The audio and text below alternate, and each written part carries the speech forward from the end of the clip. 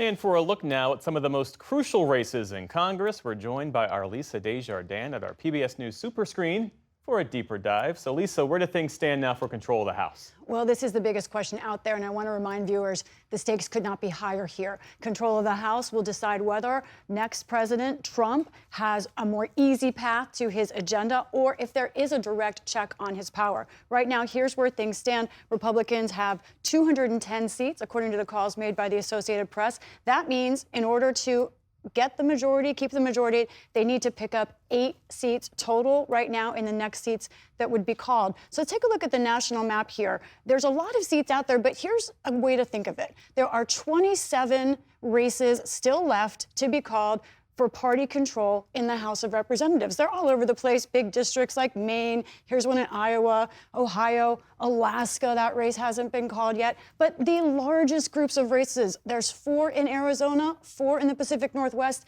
and how about this, California, 13 House races yet to be called. They will decide the control of the House. And by the way, look at this, Democrats right now with 198 seats. So for them to take control of the House, they need 20 of the remaining 27 seats that are out there.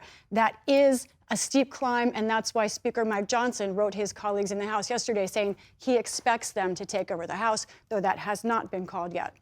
So Lisa, where would Democrats find those 20 seats? All right, let's take a look at what's been going on here. Democrats have had some bright spots. They picked up 4 seats that are certain flips. These are called races. There's 2 more that are within reach. So right now, they have the potential to pick up 6 flipped seats. Alone, that would have been enough to take over control of the House.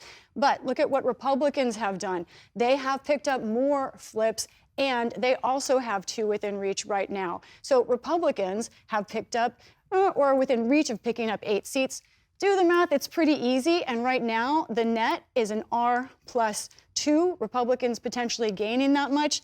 Democrats have other concerns, though, as well, because if you look at the closest House races in the country, most of them are held by Democrats. Looking at one of those in Western Maryland, let's talk about the Maryland 6th district here. It's a little bit big. But this is the closest race in the country right now. It's about 340 votes separate these 2 candidates.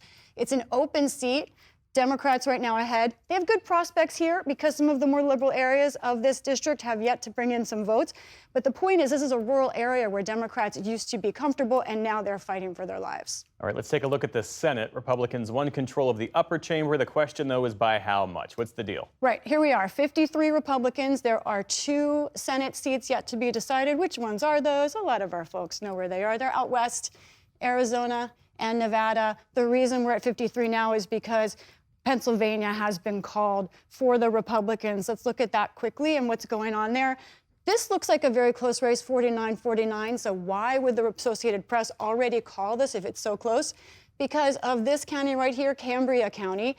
Right now, they have a huge margin, Republicans do, and there's still 40% about of the vote left. The Associated Press did the math and thinks all these votes here mean that Dave McCormick will be the next senator from the state of Pennsylvania. And what's still left to count? Right, so we've got 2 big Senate races that we're watching. As I said, let's look at Arizona. Ruben Gallego, this is a race that Democrats feel really good about. It's 50% to 48% right now. Looks like it's close, but if you look at what's happening here in Phoenix and Maricopa County, Gallego is up by 6 points and still 30% of the vote left to go. That's hundreds of thousands of votes that he can bank there. As I said, Democrats feeling pretty good about that one at the moment. A tighter race is in Nevada, where Jackie Rosen is up just by 1 point. I don't know if everyone remembers, there's so many numbers in races. This race was 49-49 yesterday.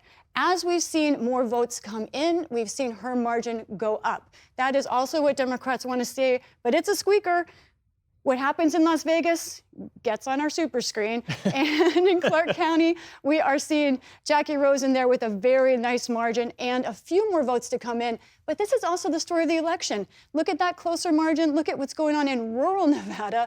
Huge 40-plus leads by the Republican Sam Brown here. But in the end, Democrats feel good about Clark County, but this will be closer than they wanted, and we have to see how it turns out. I don't know how you do it. So many races. You keep track of them all. Lisa Desjardins, thanks so much. Welcome.